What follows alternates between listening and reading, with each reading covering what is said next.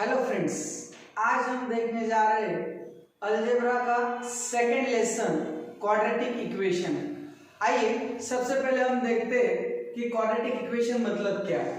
तो जो भी इक्वेशन ax² + bx + c = 0 इस फॉर्म में होता है, जो भी इक्वेशन ax² + bx + c = 0 इस फॉर्म में होता है, उस इक्वेशन को हम क्वाड्रेटिक इक्वेशन कहते हैं। अब इसको ही क्यों क्वाड्रेटिक इक्वेशन कहते हैं? क्योंकि इस इक्वेशन की डिग्री कितनी है? 2। तो जिस इक्वेशन की डिग्री 2 होती है, जिस इक्वेशन की डिग्री 2 होती है, हम उसको बोलते हैं quadratic equation.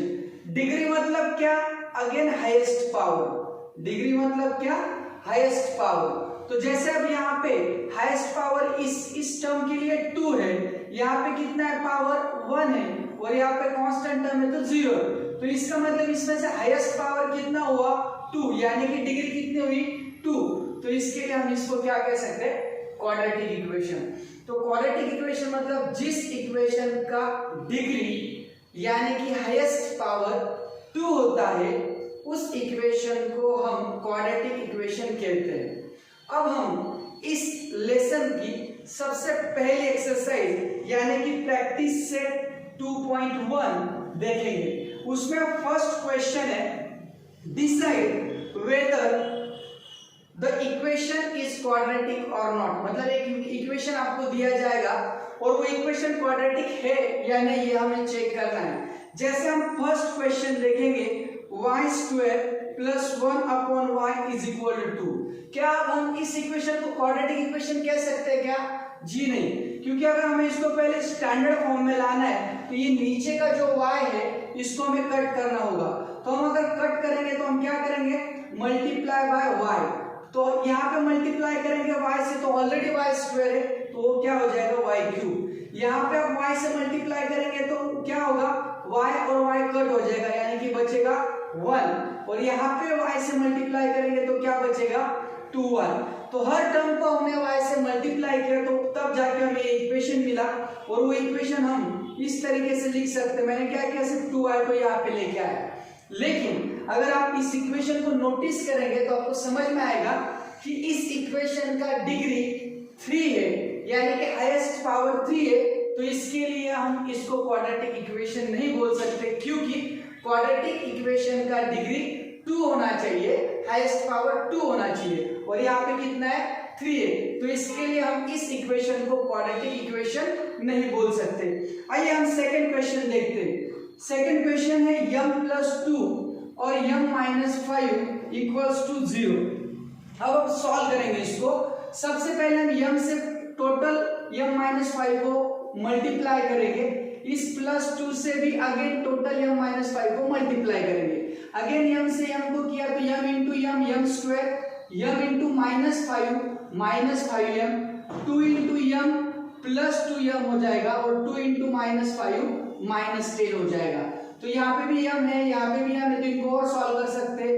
Minus plus minus होगा, 5 - 2 3 होगा, और बड़ा नंबर 5 है तो उसका साइन माइनस आएगा, यानी कि -3m -10 = 0। तो अब इस इक्वेशन को हम क्वाड्रेटिक इक्वेशन बोल सकते हैं, क्योंकि इसकी डिग्री कितनी है? 2 है। तो डिग्री अगर 2 है तो यस, ये क्वाड्रेटिक इक्वेशन रहेगा। यहाँ पे डिग्री 3 है, तो इसके लिए हम इसको क्वाड्रेटिक इक्वेशन नहीं बोलेंगे। तो इस तरीके से हम किसी भी इक्वेशंस को वो क्वाड्रेटिक है या नहीं, ये हम चेक कर सकते हैं। अब हमें कुछ सेकंड क्वेश्चन दिया है, और उस सेकंड क्वेश्चन में कुछ इक्वेशंस दिए और बोला है कि उनको आपको स्टैंडर्ड फॉर्म में, यानी कि ax² + bx + c = 0 इस फॉर्म में लिखना है। तो कैसे लिखेंगे? चलिए हम फिर सबसे फर्स्ट एग्जांपल देखते हैं। x - 1 bracket square = 2x + 3। हमें क्या करना है? हर इक्वेशन को इस स्टैंडर्ड फॉर्म में लिखना है। तो हम इसको कैसे सॉल्व करेंगे? सबसे पहले यहाँ पे आप a - b ब्रैकेट स्क्वायर का फॉर्मूला यूज करेंगे, a² - 2ab + b²।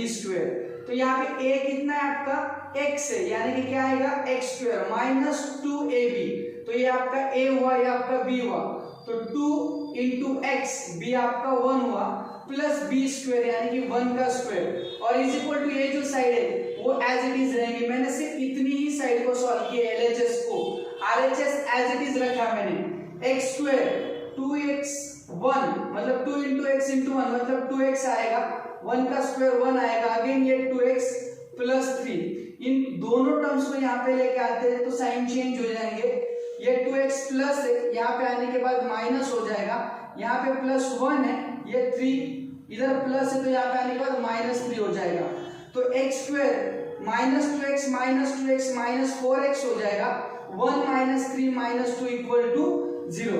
तो ये इक्वेशन हम स्टैंडर्ड फॉर्म में लेके आ रहे हैं। अब हम इसको ax plus bx plus c equal to 0 इसके साथ कंपेयर करेंगे।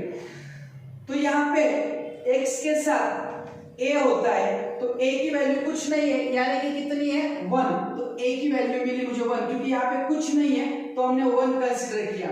b की वैल्यू हमें कितनी मिलेगी, फिर यहाँ पे कितना है b -4, और c की वैल्यू कितनी मिली अगर हम कंपेयर करेंगे तो अगेन -2, साइन भी हमें ध्यान में रखना है। तो इस तरीके से हम सबसे पहले उसको इस फॉर्म में लेके आएंगे स्टैंडर्ड फॉर्म में, और फिर कंपैरिजन कर हम a b और c की वैल्यूज को फाइंड आउट करेंगे। सेकंड क्वेश्चन का सेकंड एग्जांपल देखते हैं। एग्जांपल ये दिया है, इसको पहले स्टैंडर्ड फॉर्म में लाना है और फिर इसके साथ कंपेयर कर हमें a b और c की वैल्यू कैलकुलेट करनी है। तो सबसे पहले हम p से 3 को मल्टीप्लाई करेंगे तो 3p मिलेगा, फिर p से 6p को मल्टीप्लाई करेंगे तो 6p स्क्वायर मिलेगा इज इक्वल टू -5। अब हम क्या करते हैं, इस -5 को भी यहाँ पे लेके आते हैं और उसको प्रॉपर फॉर्मेट में लिखते हैं, स्टैंडर्ड फॉर्म में लिखते हैं। तो सबसे पहले p स्क्वायर की टर्म आएगी प्लस 6p स्क्वायर, यहाँ पे प्लस 3p है, ये माइनस है लेकिन ये यहाँ आ रहा है तो ये प्लस 5 इज इक्वल टू 0। अब हम इसको इसके साथ कंपेयर करेंगे, ax square plus bx plus c equals to 0, तो हमें a की वैल्यू मिली 6, b की वैल्यू मिली 3 और c की वैल्यू मिली 5। कंपेयर किया मैंने तो कंपैरिजन कर हमें ये तीनों वैल्यूज मिल गए। तो इस तरीके से हम इस सेकंड इक्वेशन को सॉल्व कर सकते हैं। अब हम थर्ड क्वेश्चन देखते हैं। इस थर्ड क्वेश्चन में बोला गया है कि आपको एक इक्वेशन दिया जाएगा, जैसे हमें यहाँ पे दिया है 2m square minus 5m equals to 0, और कुछ m की वैल्यूज भी दी हुई है। m की वैल्यू एक दी है 2 और दूसरा दिया 5/2, और बोला गया है कि ये जो वैल्यूज है हमें चेक क्या करना है, इस क्वेश्चन में हमें चेक ये करना है कि ये जो वैल्यूज दी है ये वैल्यूज इस इक्वेशन के रूट है या नहीं। तो अभी कैसे पता चलेगा कि वो जो वैल्यू दी है वो उस इक्वेशन का रूट है या नहीं। तो जब भी हम उस वैल्यू को उस m के जगह पे पुट करेंगे और अगर आंसर 0 आता है, ये वैल्यूज पुट अप करने के बाद इसके अंदर m के जगह पर अगर आंसर 0 आता है तो हम बोलेंगे कि वो रूट है, और अगर पुट अप करने के बाद 0 नहीं आता है तो वो उस इक्वेशन का रूट नहीं कहलाता है। तो सबसे पहले हम क्या करेंगे, put m is equal to 2। तो जहां जहां पे m है वहां पे m के जगह पे सबसे पहले हम 2 पुट अप करेंगे, तो हमें क्या मिलेगा, सबसे पहले m के जगह पे हमने 2 पुट अप किया तो 2 का स्क्वायर कितना हुआ 4, 4 2 जा 8, 2 का स्क्वायर 4, 4 2 जा 8, यहाँ पे भी 5 इंटू 2 कितना हुआ 10 इक्वल टू 0। तो 8 माइनस 10 कितना हुआ -2, तो ये 0 हुआ क्या, यहाँ पे आंसर 0 नहीं हुआ। तो हम ऐसा बोल सकते कि 2 इज नॉट रूट, 2 क्या रूट नहीं है, ध्यान में रखना है। अब हमें यहाँ पे 5/2 को पुट करना है, तो 2 put m is equal to 5/2 put करते हैं हम m के जगह पे 5/2 को पुट किया, और यहाँ पे भी m के जगह पे अगेन 5/2 को पुट किया, तो क्या होगा 2 इंटू 5 का स्क्वायर 25, 2 का स्क्वायर 4 माइनस 5 5 जा 25 अपॉन 2 इज इक्वल टू 0। तो 2 1 जा 2 2 जा, यहाँ पे क्या हो जाएगा फिर 25/2 माइनस 25/2 इसका आंसर आया 0। इसका मतलब ये हुआ कि ये जो था 5/2 ये रूट है, इज रूट। क्यों रूट है? क्योंकि इसका आंसर कितना आया 0। तो जब भी आप वो वैल्यू पुट अप करते हैं किसी इक्वेशन के अंदर, तो वो वैल्यू पुट अप करने के बाद अगर आंसर 0 आ रहा है तो इसका मतलब वो रूट है। वो वैल्यू पुट अप करने के बाद अगर आंसर 0 नहीं आ रहा है तो इसका मतलब वो रूट नहीं है। तो अब हम देखने वाले क्वेश्चन नंबर 4। इस क्वेश्चन के अंदर हमें k की वैल्यू फाइंड आउट करनी है। उसके लिए हमें एक इक्वेशन दिया है और x की वैल्यू दी है। तो सबसे पहले जो x की वैल्यू है वो हम उस इक्वेशन में पुट अप करेंगे। जहां जहां पे x रहेगा वहां पे हम x की वैल्यू 3 पुट अप करेंगे। तो सबसे पहले यहाँ पे x है, उसकी जगह पे हमने 3 पुट अप किया, -10 अगेन x है, उसकी जगह पे फिर से हमने 3 पुट अप किया, +3 = 0। तो k 3 का स्क्वायर है 9, 10 3 जा 30 +3 = 0। k into 9 कितना हुआ 9k, -30 +3 प्लस माइनस माइनस होगा, 30 - 3 27 होगा, बड़ा नंबर 30 उसका नेगेटिव साइन आएगा =0। -27 है, वहां पे जाने के बाद +27 हो जाएगा। 9 मल्टीप्लाइड है जाके डिवाइड होगा, 27/9, 9 1 9, 9 3 27। तो k की वैल्यू हमें कितनी मिली 3। तो इस तरीके से हमें k की वैल्यू फाइंड आउट करनी है।